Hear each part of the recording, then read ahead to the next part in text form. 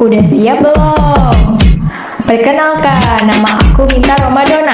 Dengan NIM 253111003 dari Prodi BK semester 2 Universitas Nahdlatul Ulama Al-Ghazali Cilacap.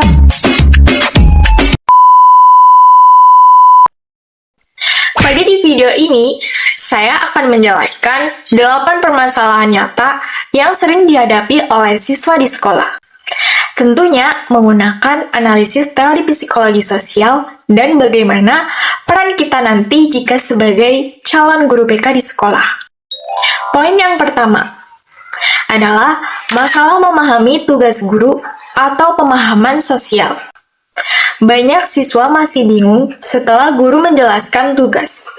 Dalam psikologi sosial, hal ini berkaitan dengan persepsi atau pemahaman sosial dan distraksi kognitif. Fokus siswa sering terpecah oleh media sosial atau masalah pertemanan. Selain itu, bias atribusi membuat siswa yang sudah memiliki penilaian negatif terhadap guru akan mengarah kurang untuk memperhatikan penjelasan yang diberikan. Poin yang kedua adalah anak malas belajar atau motif sosial. Siswa yang terlihat malas belajar belum tentu tidak mampu. Mereka sering dipengaruhi oleh kebutuhan akan penerimaan kelompok. Jika lingkungannya menganggap belajar tidak keren, maka motivasi atau dorongan berprestasi dapat menurun demi tetap diterima dalam kelompok. Poin yang ketiga adalah komplotan bullying atau interaksi sosial. Bullying sering terjadi karena konformitas, yaitu tekanan temanan sebaya untuk mengikuti perilaku kelompok. Selain itu, terdapat division of responsibility, yaitu perasaan bahwa tanggung jawab atas tindakan tersebut dibagi bersama anggota kelompok lainnya. Poin yang keempat adalah tawuran pelajar atau agresi kelompok. Tawuran merupakan bentuk agresi kelompok. Menurut teori belajar sosial Albert Bandura, perilaku tersebut dipelajari melalui pengamatan dan peniruan.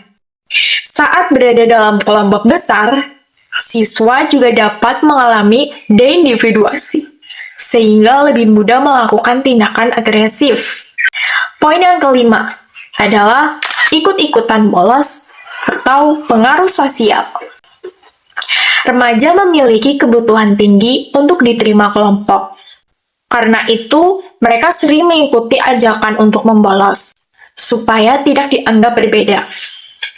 Hal ini merupakan bentuk compliance, yaitu kepatuhan terhadap tekanan sosial dari kelompok.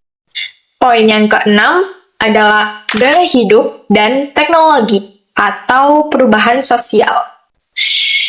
Perkembangan teknologi membuat banyak remaja mengalami FOMO atau takut tertinggal. Mereka sering mencari validasi atau pengakuan melalui media sosial sehingga lebih mudah cemas membandingkan diri dengan orang lain dan kehilangan fokus belajar.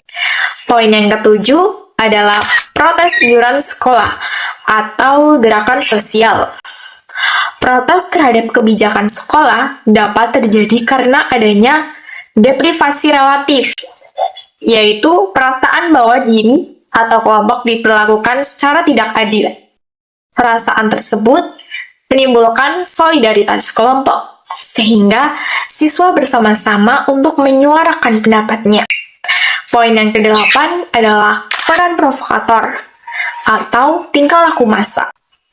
Dalam kerumunan, emosi dapat menyebar dengan cepat melalui penularan emosi. Ditambah adanya deindividuasi, siswa dapat bertindak secara impulsif karena merasa terlindungi oleh kelompok.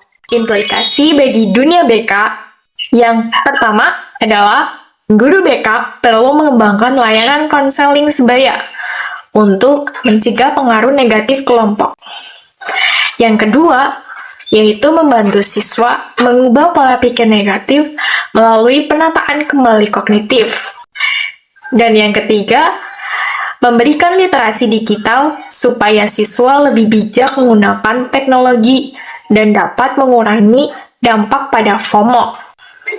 Dan terakhir, atau keempat, menjadi mediator yang netral dan humanis dalam menyelesaikan konflik ataupun permasalahan siswa. Jadi, kesimpulannya, perilaku siswa di sekolah tidak muncul begitu saja, tetapi dipengaruhi oleh lingkungan sosial di sekitarnya. Oleh karena itu, pemahaman psikologi sosial sangat penting bagi calon guru PK, supaya dapat memahami akar masalah siswa dan memberikan bantuan yang tepat, humanis, serta mendukung perkembangan mereka secara maksimal.